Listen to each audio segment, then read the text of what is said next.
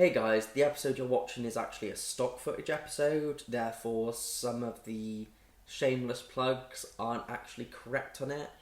Therefore, go to facebook.com/musicninjamat, that is our main hub for everything. Go over to Twitter and go to @musicninjamat, use the hashtag #comiccomments and ask us a question and we'll give you a shout out. And go into the description below. There are details of all our competitions there and the playlist for comic comments so you can see any episode that you like.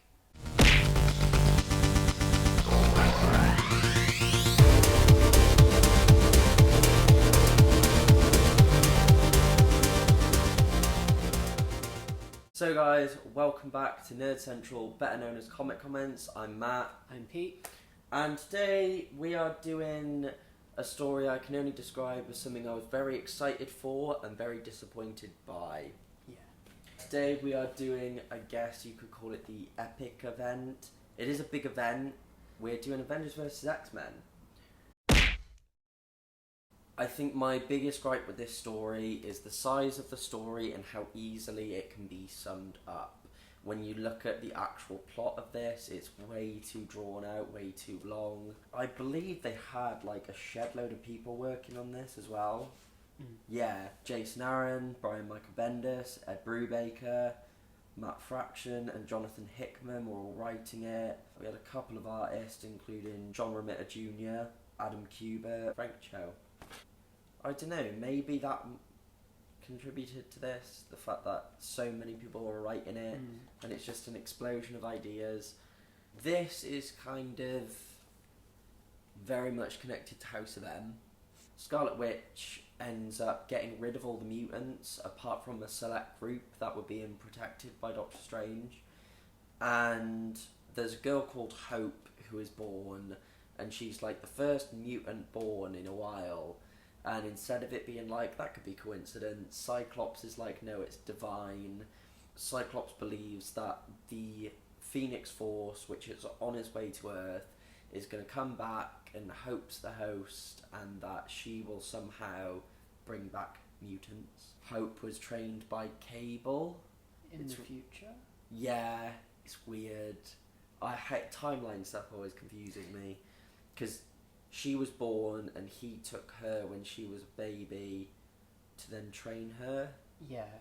Because isn't it something like Cable is... What's Jean Grey's clone called? I always forget this. It's Jean Grey's clone and Cyclops' son from an alternate timeline. We get I guess you call it a prequel. Yeah, the issue 0, where we see Scarlet Witch and she's fighting MODOK.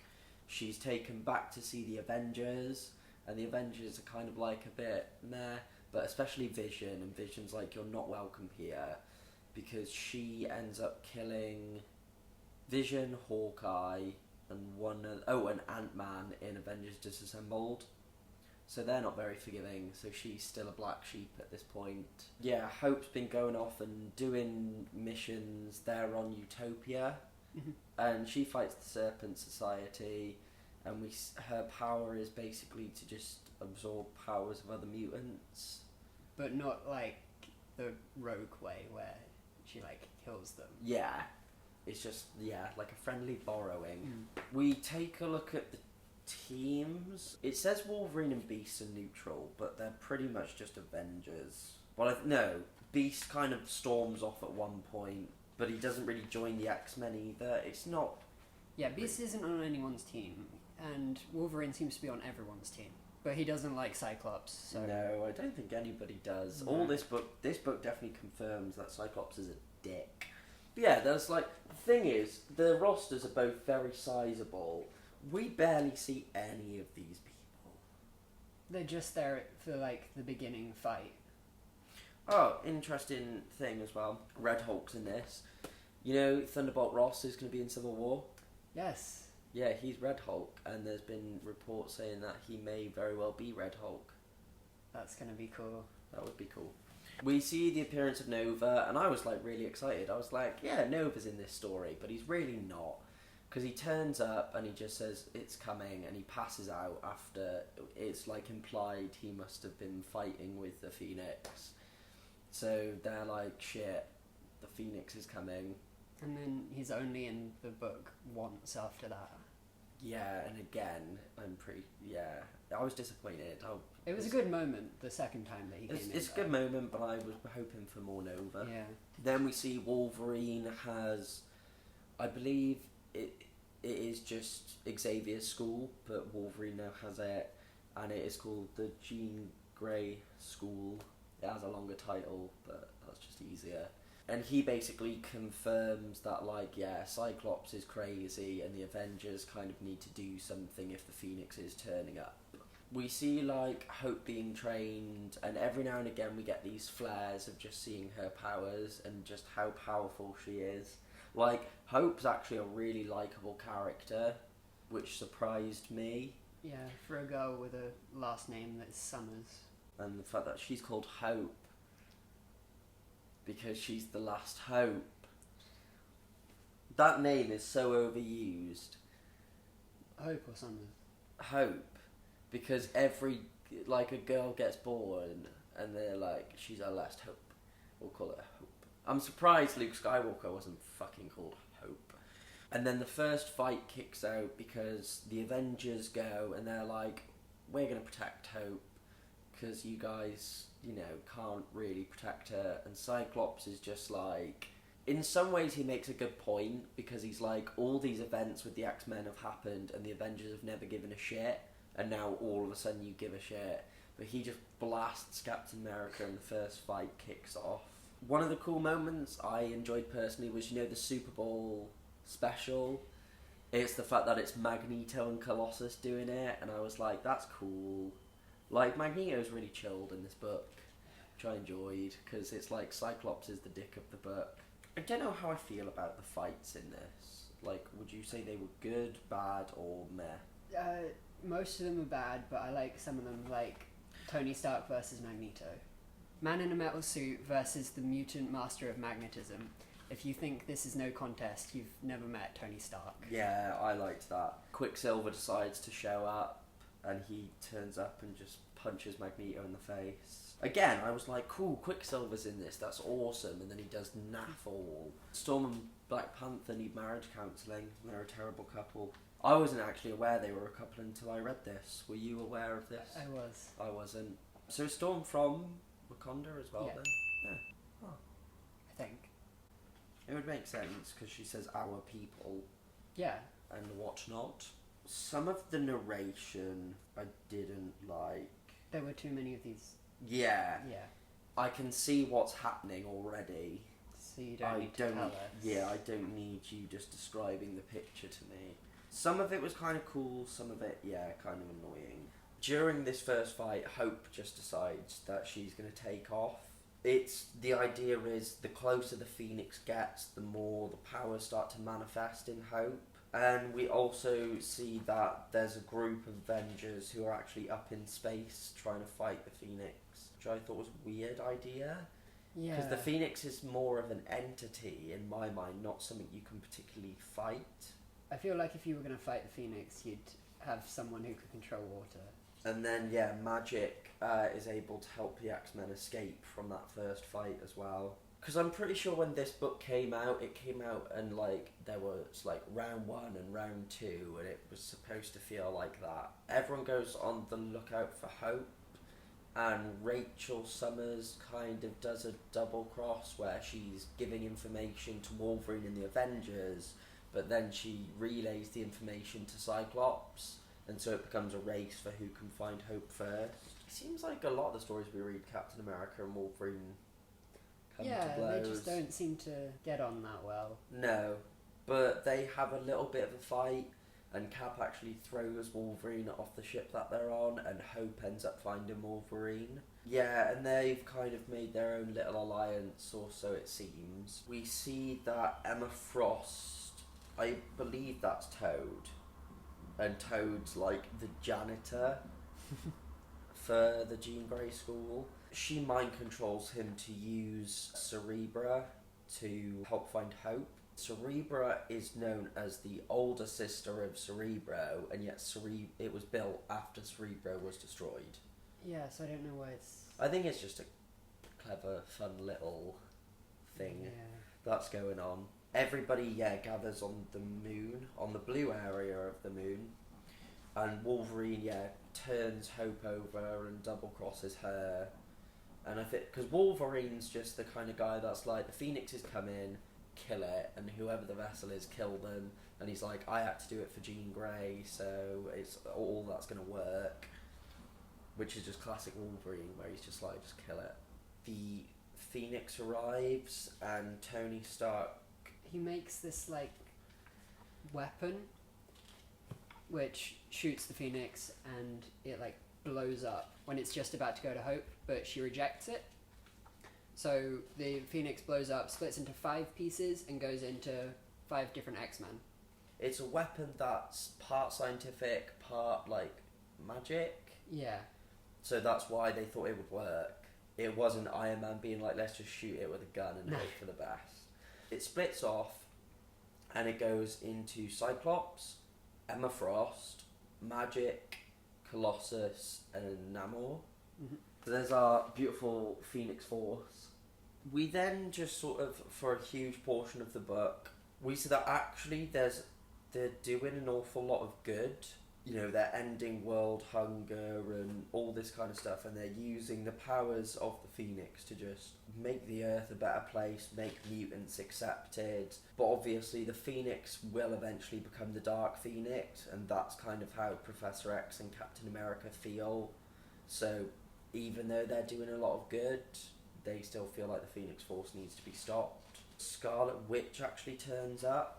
And then, the Phoenix Force turn up, and they've decided that they need to just take out the Avengers. Hawkeye gets seriously, like, badly burned. Like, it's always Hawkeye that seems to get shit happen to him. Namor ends up attacking Wakanda and literally just destroys most of it. He just goes off and has very different ideas to everybody else. He just wants to do whatever he wants. And Emma Frost is kind of like pulling at the strings of people. Yeah, she's manipulating anybody she can. Scarlet Witch shows up, and she's able to defeat Namor. And then his piece of the Phoenix Force sort of then goes into the remaining 4. So every time one is defeated, their powers split amongst the remaining ones. But that just means they kind of say, like, it took all of them just to defeat Namor at that power level, and now they've got another 4 who are even stronger, which is kind of a cool idea. But I mean, this is how far through the book we are now, and really not a lot has happened. No, it's like I said, it's a very... You'll see when we've got to the end, we can probably sum up the plot in 30 seconds. They set up a base on Kunlun. The birthplace of Kung Fu. They spend a lot of time there. They're kind of saying that, like, the Iron Fist itself, it's one of the factors in beating the Phoenix. So Hope trains there as well. Magic ends up raising, like, Limbo itself, and they end up battling there. And then we get one of my 2 favourite moments from this book, which is basically where Spider-Man decides to take on Colossus and Magic to let the others escape. And he's literally getting the shit kicked out of him. Like, even his kind of speech bubbles have, like, blood spatters on. The issue starts with him, like, whose blood is this? What happened? And then he's like, oh, now I remember, it's my blood. But he manages to sort of egg on Magic and Colossus into fighting until they knock each other out and they lose their Phoenix Force then. Hope and the Thunderer turn up on a dragon, and Hope's able to actually absorb the dragon's powers, and she punches Cyclops into space. With people from the Phoenix Force, it's kind of like quite a big shock when they're able to be hurt, which is why they really don't like Scarlet Witch, because Scarlet Witch is one of, like, the only people that can hurt them. They start to, like, a lot of the X-Men start sort of looking at Cyclops and Emma Frost and realising that's not the side that they want to be on. So the Avengers start building up their forces. I mean, they approach the Hulk, which I did actually really enjoy that moment. And then a lot of the X-Men are coming over, a lot of the younger X-Men. To get the full Phoenix power, Scott absorbs Emma Frost's Phoenix Force because he's Cyclops, so he can do whatever the fuck he wants. And there's a lot of back and forth between him and Emma where they're like, they kind of are both aware that one wants to attack the other to gain the full power of it. But whereas Cyclops is extremely sure of himself, Emma's conflicted because she doesn't want to hurt everyone, but because of the Dark Phoenix, she wants to hurt everyone. So I reckon that's why Cyclops can beat her. Yeah. And then he becomes full Phoenix and he doesn't even need his visor. Yeah, Nova comes in out of his little coma and like rugby tackles Scott down to the floor. Another moment I forgot to mention, it's one of my other favourite moments along with the Spider-Man one, is where, I think it's where Hope's fighting the Serpent Society at the start, and she's just like headbutting them. And they're like, I never understood the headbutt, because surely it hurts you just as much as it hurts me, and Hope just continues to headbutt the shit out of them. And that was the first moment where I was like, this chick's badass. So yeah, once Nova's taken Scott down, Scarlet Witch and Hope team up to take him out, which means that Hope then accepts the Phoenix. But then the idea that they come up with is they're kind of saying, how about no more Phoenix? So with Scarlet Witch's reality powers and with Hope having such good control over the Phoenix, they can just get rid of it. Because Hope is the only one strong enough to actually let it go, rather than let it turn into the Dark Phoenix. Yeah, she's not consumed by power.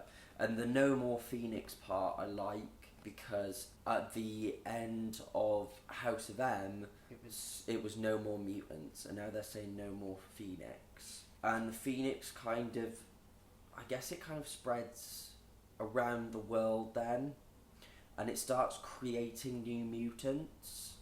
We see one girl become a mutant, but I think the idea is like they can bring back whoever they want, they can do whatever they want, they've given themselves more freedom now. And Cyclops is a prisoner and a dick. Because he basically, like, I love it because Cyclops is kind of saying, well, I did say from the start that this was going to save mutants and we were going to have new mutants, and Captain America says, don't you dare try and turn this into a win. He's like, you did horrible things, you don't get to be smug about this. Oh, we missed out that he killed Professor X. Oh shit, yeah, sorry. That was a pretty big moment. But yeah, he still tries to turn it into a win. Yeah, and that was probably one of the bigger crimes. That was quite a shocking moment. But with this story, it's basically Hope's going to become the Phoenix, the Avengers intervene, ends up being the Phoenix Force 5, a lot of fighting happens, and they get rid of the Phoenix and make new mutants. Yeah. That's literally it. the whole That's story. the entire story. Some cool moments, but for my liking, you don't need 13 issues to tell this story. No, I reckon they could have done it in 8. Yeah. Maybe you could less. have easily made this more of a mini-series.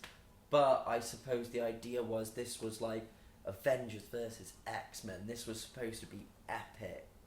And to me it just fell flat of that. Would you recommend it still? I'd kind of say no, because to me, as long as you know that the Phoenix is gone and we have new mutants, you don't need to read this. Yeah. And like, I guess if you've read House of M and you want to know how they bring mutants back, then you can read it, but it's not essential. It's not the best read in the world. I'm just disappointed. But still, as I've said before, everybody's taste is different. I'm sure there are people who absolutely adore this, but yeah, not going to recommend it. Pretty sure it's one of the first we've said. That we're not recommending? Yep. Yeah. So that's going to be all from this one. As always, thank you for watching. Don't forget to give this video a like, subscribe, and leave a comment. Let us know your thoughts on the book. If there's anything huge you thought we missed out or whatever, don't forget about that. Share this as much as you can to help us boost views. So it will be goodbye from me. And bye from me. And we will see you all in the next one.